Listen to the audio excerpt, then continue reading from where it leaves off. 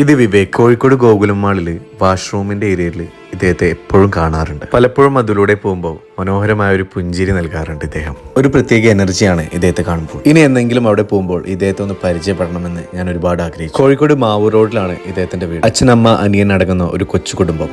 ഇദ്ദേഹത്തെ പറ്റി കൂടുതൽ അറിയാൻ ശ്രമിച്ചപ്പോഴാണ് എനിക്ക് ഒരു കാര്യം മനസ്സിലായത്.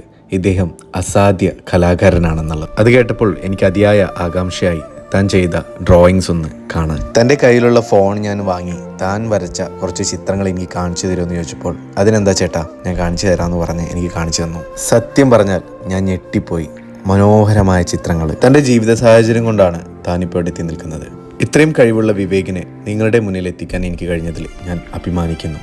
കാരണം വിവേകിനെ പോലുള്ള അസാധ്യ കലാകാരന്മാർ ഇത് അർഹിക്കുന്നു. നമ്മുടെ ചുറ്റും ഒരുപാട് വിവേകുമാരുണ്ട്. കഴിവുകളുണ്ടായിട്ടും ജീവിത സാഹചര്യം കൊണ്ട് എവിടെയും എത്തിപ്പെടാൻ കഴിയാതെ പോയ ചിലർ. വിവേക് ബ്രോ, താങ്കൾ ഒരിക്കലും